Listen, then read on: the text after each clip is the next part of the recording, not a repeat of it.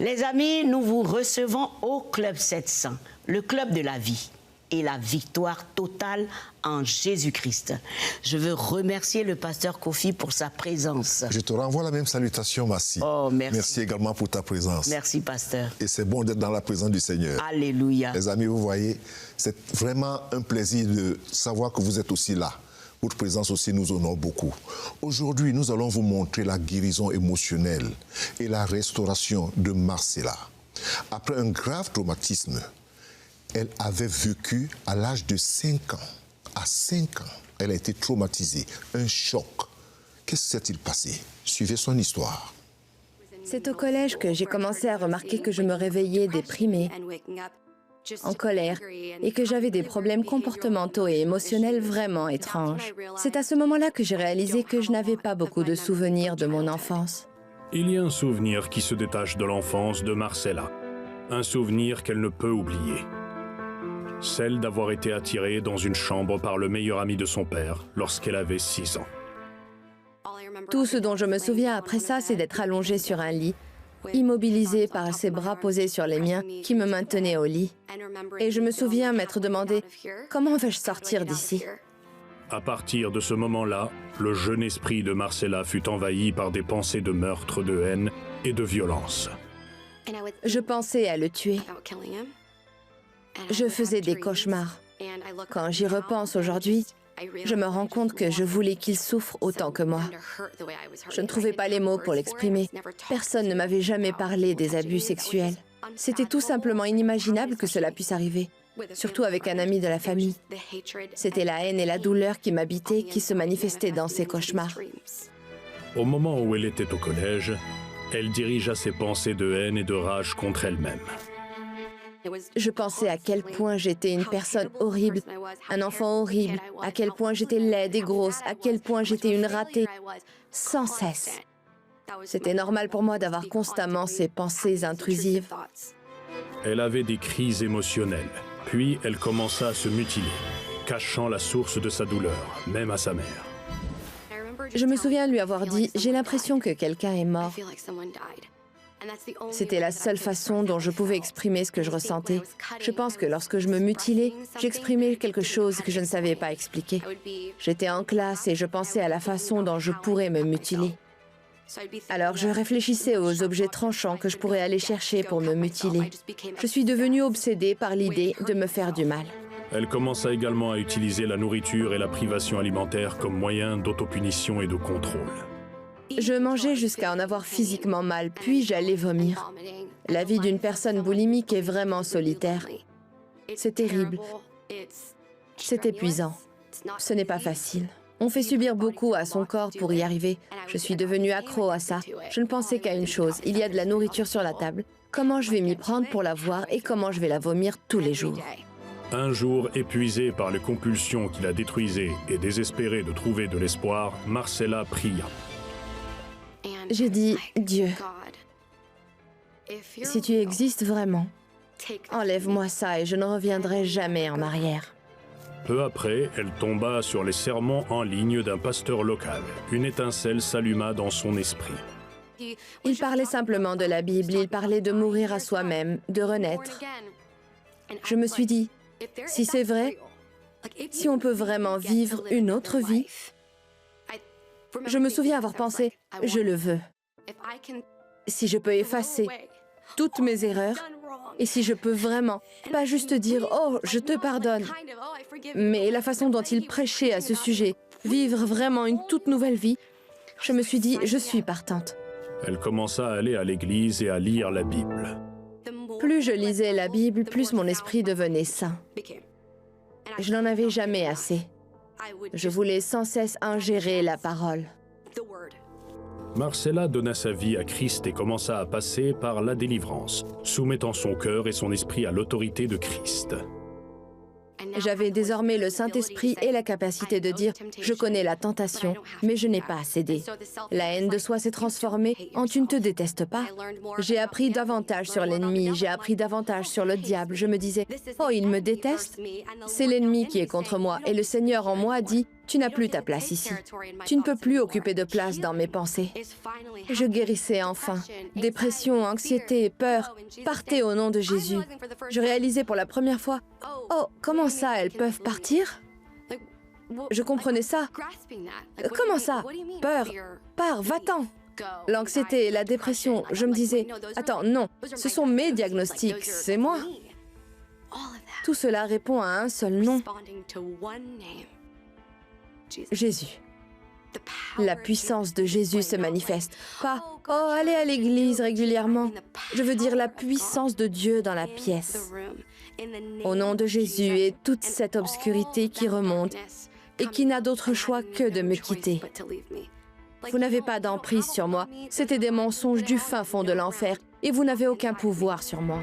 Marcella fut libérée de la prison mentale et des compulsions qui la retenaient. Elle reçut une nouvelle vie en Christ. J'ai toujours de l'aide, j'ai toujours de l'espoir. Je peux toujours trouver la joie. Je ne reconnais même plus la personne que j'étais avant. Le Seigneur m'avait poussé à dire des mots que je n'aurais jamais voulu prononcer. Alors j'ai dit, « Seigneur, je pardonne à cet homme de m'avoir maintenu et d'avoir immobilisé mes bras sur le lit. » Un pardon avec des détails très précis. Et j'ai dit, « Je le bénis et je me repens pour les rêves. Je me repens d'avoir voulu le tuer. Je me repens pour tout cela. » Tout ce qui avait été perdu a maintenant été restauré sous la seigneurie de Jésus. Je ne pouvais pas ressentir la pureté. Aujourd'hui, c'est ce que je ressens et c'est ce que je suis. Je ressens une paix totale, une liberté totale, une délivrance totale, une guérison totale. Je sais que le Seigneur est Dieu et qu'il est le Dieu que je sers et qu'il est mon Père. Ah, les amis, ça fait toujours mal au cœur. L'abus sexuel, ça, c'est ce que Marcella a vécu. Il fallait une voie de guérison. La voie de la guérison. Par la prière. À 5 ans, c'est horrible. C'est pas seulement horrible, c'est un traumatisme. Oui. C'est vraiment un traumatisme pour l'enfant et pour la famille, oui. Pour tous ceux qui connaissent. Alors vous, tu grandis avec, tu draines avec toi quelque chose qui te... Et l'histoire de Marcella, c'est qu'elle ne pouvait même pas en parler à quelqu'un. Pour être défendu, la peur de l'enfant quand ce genre de choses arrivent. Oui, parce que les gens qui sont toujours les auteurs de ces choses ont la tendance de menacer l'enfant avec des paroles assez dures. Si tu dis, je vais te faire ceci, tu vas mourir. Oh là là. Et l'enfant vit dans un autre monde, se retrouve vraiment perdu dans ses pensées. Est-ce que je vais dire, si je dis, est-ce que je vais mourir? Et mes parents... Et ça affecte toute la vie d'un enfant. Ces personnes sont des personnes malades, conduites par l'ennemi, le diable. Tout à fait, Massi. Parce qu'on peut même pas imaginer ça. C'est aussi le courage que les gens ont aujourd'hui d'abuser des enfants. Cet abus d'enfants c'est fréquent. On aurait pu dire qu'on penserait que ce sont les abîmes qui se sont ouverts et puis les démons qui sortent pour pousser les gens à commettre de tels actes. Pasteur, il faut qu'on prie pour tous ceux qui sont dans cette situation. Tout à fait. Et qui sont cachés, qui n'en parlent pas. Tout à fait, Massi. Vraiment. Notre Dieu, notre Père, nous prions. Oui, au nom de Jésus. Il y a plusieurs Marcella qui sont cachés, qui ont la bouche fermée. Mais la guérison est en ton nom, Seigneur. Alléluia. Nous prions pour ceux-là qui drainent des blessures intérieures profondes. Des traumatismes intérieurs assez profonds. Oh Seigneur. Que tu étendes ta main, Seigneur. Oui, Seigneur. Les Marcella et d'autres noms encore. Que ce soit dans des familles ou alors dans des pays, étends ta main guérie. Oui, Seigneur. Au nom du Seigneur Jésus-Christ. Oui, Seigneur. Recevez votre guérison et que le Seigneur vous restaure. Amen. Soyez restaurés au nom de Jésus. Alléluia. Amen. Amen. Amen. Amen. Nous reviendrons dans quelques instants avec vous, le docteur David Gentilé. Mais ne nous quittez pas. À tout de suite.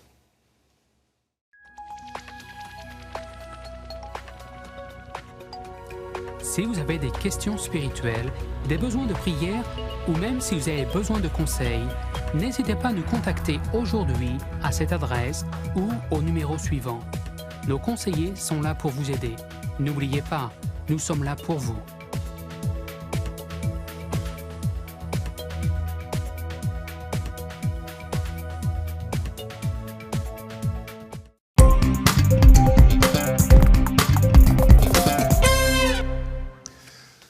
retour avec vous au Club 700. Chose promise, chose faite. C'est ça. Aujourd'hui, nous allons vous éclairer sur certains aspects importants de la société selon Dieu. Et c'est le docteur David Gentile qui nous parle de la raison du leadership dans le royaume. Nous allons l'écouter calmement. Il a beaucoup à dire. Suivons. Docteur Gentile Kofi David, nous te recevons encore aujourd'hui pour nous parler de leadership. Alors aujourd'hui, nous allons voir la raison du leadership dans le royaume.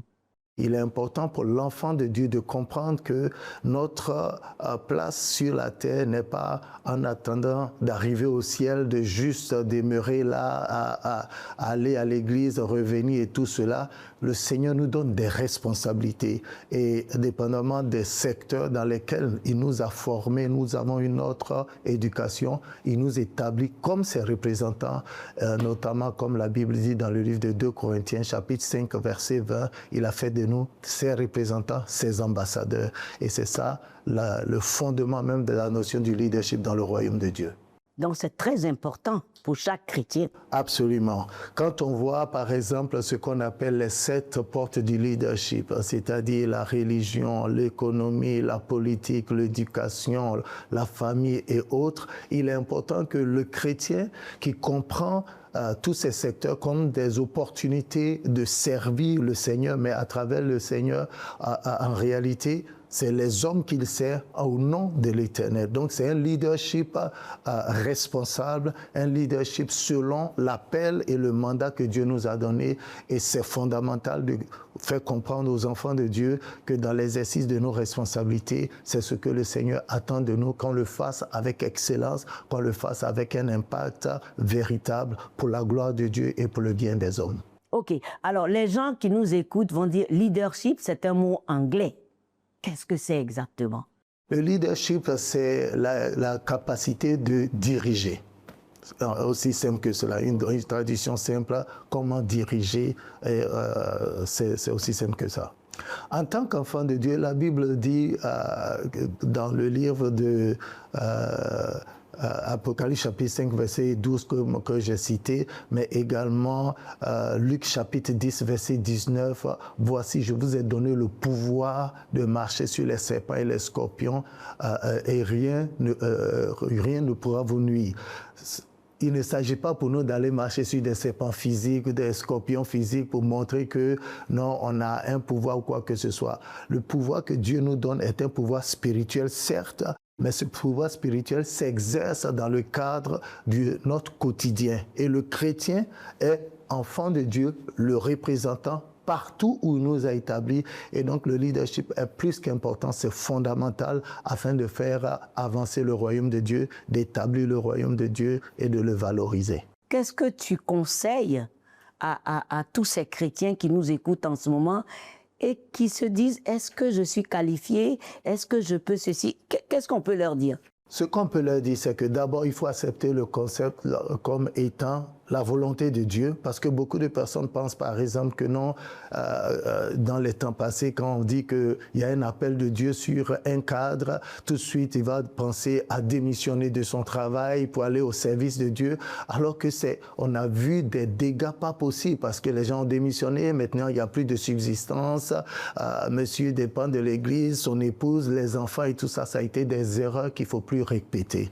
Le leader est celui qui prend sa responsabilité en tant qu'enfant de Dieu, le domaine dans lequel le Seigneur l'a établi comme autorité et il exerce son sacerdoce dans cet environnement. Et donc, il est important pour nous que les uns et les autres comprennent que c'est la volonté de Dieu. Quand on lit Éphésiens chapitre 4, verset 11, la Bible nous parle des 5 piliers du ministère en vue de former les chrétiens pour l'œuvre du ministère. Cette œuvre du ministère, ce n'est pas uniquement dans les 4 murs de l'Église, c'est fondamental qu'on comprenne que partout où le Seigneur nous envoie, nous avons à le représenter avec dignité, avec excellence, pour sa gloire et pour son honneur.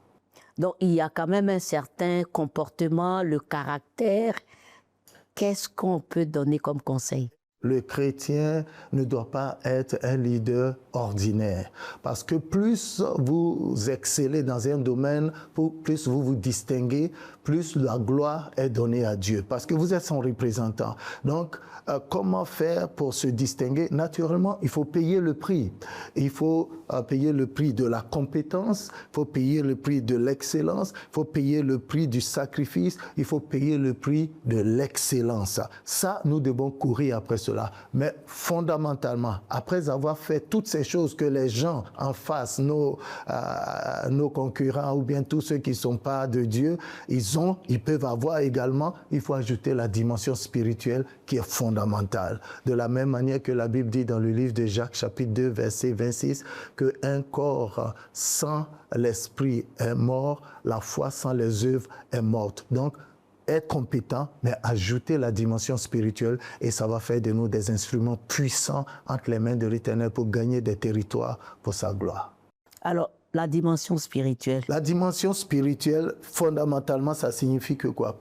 Jésus a dit dans Jean chapitre 6, verset 63, « Les paroles que je vous ai annoncées sont esprit et vie. » Donc, prendre la parole, l'appliquer à notre vie, la vivre de façon concrète et avec intégrité, c'est la dimension spirituelle que nous ajoutons à notre travail, notre compétence, nos activités et tout cela. Et ça, c'est essentiel pour tout chrétien d'ajouter cette dimension, parce que la vie est d'abord spirituelle. La Bible dit au commencement, Dieu, avant de créer. Donc, Dieu est esprit. Donc, l'esprit précède le matériel, le physique, la forme. Donc, comprendre cela, c'est essentiel pour que les chrétiens prennent cette dimension afin de pouvoir effectivement dominer, comme la Bible nous dit dans le livre de Genèse, voici qu'il a fait ses enfants que nous sommes, faisons l'homme à notre image et à notre ressemblance, et qu'il domine sur la terre. On ne domine pas sur les hommes, on domine sur la terre, on domine les éléments. En tant qu'enfants de Dieu, vivons à la gloire de Dieu. Vivons notre sanctification, vivons notre purification, mais au-delà de tout cela, vivons avec les responsabilités que le Seigneur nous donne et brillons. La Bible dit dans le livre de Matthieu chapitre 5, verset 16, que votre lumière luise devant les hommes, qu'ils voient et qu'ils donnent gloire à votre Dieu. Mon conseil, en tant qu'enfant de Dieu, il faut briller, il faut impacter pour la gloire de Dieu, pas pour notre propre gloire. Je pense qu'il est très important de savoir ces choses. Parce qu'aujourd'hui, les fils et filles du royaume de Dieu doivent se démarquer, être des exemples partout et dans tous les domaines de la société. Qu'est-ce que tu en penses, pasteur? C'est vrai, Massi, c'est vrai. Et ce que le docteur Gentile dit, c'est la vérité. Oui. Parce que ça dépend de la conception que nous avons, surtout en Afrique. Oui. De penser que, je dis bien en Afrique. Oui. Oui, parce qu'on pense que, bon, quand on est chrétien ou bien un enfant de Dieu, le leadership, c'est autre chose. On pense que c'est une question de positionnement. Mais c'est une question de modèle, d'être un modèle. C'est ce que, en fait, le leadership veut dire. Oui. C'est être un exemple. Ce n'est pas être pas spirituel du tout, au contraire. Comment on peut parler aux autres de Jésus dans cette sphère de la société? En fait, il faut que les fils et les filles du royaume, comme on le dit et comme il le dit, c'est qu'ils doivent comprendre qu'ils doivent être des hommes et des femmes d'influence dans leur domaine où ils sont, dans leur environnement. Oui. Et ça apporte un leadership et ça aide aussi à être des modèles et de donner une certaine direction. C'est important. C'est important. Je crois que ça édifie beaucoup, n'est-ce pas, les amis? Mais ne nous quittez pas tout de suite. Alors que tous les écrans rivalisent pour capter l'attention de vos enfants, offrons-leur celui qui repose sur la Bible. Découvrez notre toute nouvelle application à 100% sûre et sans publicité. Suivez les 5 saisons de Superbook en streaming et plongez au cœur d'une Bible audio inspirante et divertissante. Relevez le défi de plus de 20 jeux interactifs, amusants et instructifs. L'application Superbook Bible, la vérité à portée d'un clic.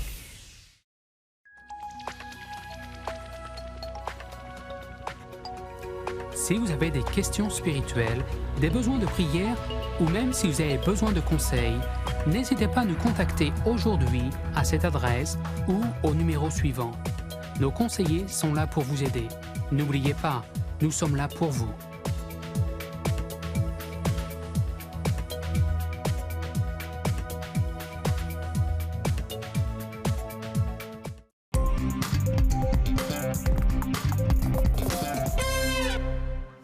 Merci de nous retrouver au Club 700 pour suivre ensemble la parole de Dieu. Le secours d'en haut. C'est comme ça que j'ai intitulé cette parole. Quand l'amour de Dieu s'exprime, c'est pour quel motif? La question, c'est pour sa grande miséricorde, ou encore dans le grec, il est dit léos, selon sa grande miséricorde. Ce mot, c'est un mot si merveilleux. Ce mot se réfère à quelqu'un qui est si pitoyable et impuissant dans sa condition, si horrible qu'il n'a aucun espoir quand on parle de la miséricorde. Et nous allons prendre quelques exemples dans Matthieu 17, 15. Quelqu'un a poussé ce cri. « Seigneur, aie pitié de mon fils », disait cet homme. Et vous vous souvenez de l'aveugle Bartimée qui a dit « Jésus, fils de David, aie pitié de moi » 2 fois. Mais que pouvait faire un père pour un fils lunatique qui ne cessait de se jeter dans le feu? Qu'est-ce qu'il pouvait faire, les amis? Que pouvait faire Bartimée dans sa cécité? Ou encore, que pouvait faire le pécheur pour son péché? Qu'est-ce qu'il peut faire, les amis? Et ceci, c'est dans Luc 18. Cet homme qui se frappait la poitrine, le publicain, en disant à Dieu, « Ô Dieu, sois apaisé envers moi, qui suis un pécheur. » Mais qu'est-ce qu'il pouvait faire? C'est celui-là qui est rentré chez lui justifié. Pourquoi? La source de notre héritage éternel est donc Dieu lui-même. Et le motif dans tout ça, c'est sa miséricorde. Et la seule réponse que nous pouvons avoir ou de donner à cette miséricorde est de lui rendre gloire. C'est tout. De le louer, de le remercier, car nous ne contribuons en rien à l'extension de la miséricorde que Dieu nous fait. En fait, il nous a fait naître de nouveau à une espérance vivante. Littéralement, en grec, veut dire anagenesa. Vous savez, être régénéré. C'est une œuvre divine qui vient de Dieu. Laissons tout cela. Que peux-tu faire en ce moment, toi aussi? Qu'est-ce que tu peux faire? Tu peux prier. Et prie avec moi, s'il te plaît. Seigneur Dieu, je comprends à travers ces témoignages que tu aimes l'homme, et moi en particulier, tu m'aimes. En ce moment même, je regrette. Et je te demande pardon pour mes péchés. Je t'invite, Jésus, de venir dans ma vie, toi qui es mort sur la croix pour moi. Je te reçois comme mon Seigneur et mon Sauveur personnel. Que Dieu te bénisse et que sa grâce se repose dans ta vie. Sois béni. Amen et Amen. Merci. Amen. Amen. Amen. Les amis, nous devons vraiment continuer à nous attacher à la parole de Dieu. Alors n'hésitez pas à nous contacter pour en savoir plus.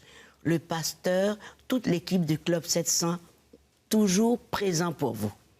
Et vous savez, les amis, l'amour, la générosité exercée sauve et améliore les conditions de vie. Partout. Voici donc des parents qui ont eu un bébé avec une déformation grave de la bouche appelée bec de lièvre.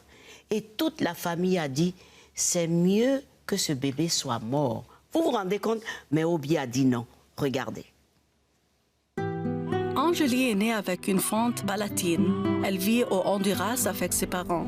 Cindy et José et sa sœur. Il leur est impossible de financer l'opération dont elle a besoin. Quand j'ai quitté l'hôpital, ils m'ont dit que son opération coûterait plus de 3 000 $. Nous ne pouvions pas nous le permettre. Quand j'étais dans la salle d'accouchement, toutes les mères étaient là. La plupart regardaient ma fille comme si elle était anormale. Je peux subvenir aux besoins fondamentaux de ma fille, lait, nourriture, vêtements. Je travaille dans les champs et mes revenus sont modestes. Cindy a déclaré que même ses proches parlaient durement de leur petite fille. Ils ont dit qu'elle était née laide, qu'elle ne pouvait pas manger et qu'elle ne pourrait pas parler. Certains ont même dit qu'il aurait mieux valu qu'Anuli soit morte. Puis Opération Bénédiction rencontra la famille et vous avez permis à la petite fille de bénéficier d'une opération gratuite pour réparer sa fente palatine. Aujourd'hui, je remercie Dieu et les personnes qui soutiennent Opération Bénédiction. Ma fille va bien. Elle s'est complètement rétablie, elle mange et boit normalement. Ce qu'ils ont fait pour nous est un miracle. Je n'aurais jamais imaginé que des gens donneraient pour aider à payer l'opération de ma fille. Je remercie 1000 fois tous ceux qui nous ont aidés. N'est-ce pas beau ça? Le nouveau visage de ce bébé rayonne. Et les parents sont si heureux et fiers. Et ça, grâce à vous. Ce fut aussi une grande réponse à la prière, les amis. Oui, nous les encourageons toujours. Oui. Et j'aimerais dire, non seulement de vous encourager, mais vous dire vraiment merci, chers partenaires, de continuer à nous aider à aider les autres. C'est encourageant pour les familles, les communautés, oui, et même, je veux dire, les individus. Oui. Nous ne cesserons jamais de vous dire merci et de vous inviter toujours, oui, à continuer à nous aider avec vos dons et d'autres à se joindre, parce que tout cela aide et manifeste l'amour de Dieu. C'est tellement important. C'est tellement important parce que comment on va parler de Jésus et de l'amour de Jésus si on ne... Si on ne manifeste pas l'amour de façon pratique. Parce que l'amour, ce n'est pas seulement Jésus, donne ta vie à Jésus. Et après, et quand le ventre est vide, on fait comment? Quand l'enfant est malade, on fait comment? C'est pour ça que OPI sont là pour aider par nos partenaires, parce qu'ils peuvent donner, ils peuvent contribuer. Oui. Et nos bureaux sont là. Partout, nos bureaux sont là.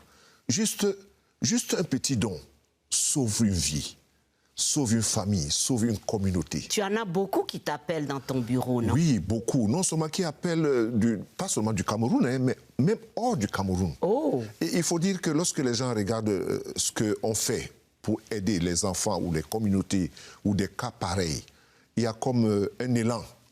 Il y a comme un élan. Il faut aussi dire aux gens que... Oui. Parce que certains se posent la question, comment on peut faire pour aider? C'est ça, il faut leur dire. Il faut donner les détails. Nous avons ce bureau à Dakar. À Dakar. Qui coordonne les choses et qui peuvent aider. Merci beaucoup, chers partenaires. Nous sommes contents. Merci. Merci, pasteur. Il a dit nous sommes contents et c'est vrai. Merci d'être resté en notre compagnie. Nous allons vous dire au revoir en vous bénissant au nom de Jésus. À très bientôt. Dieu vous garde. Dieu vous garde. Soyez bénis. Merci.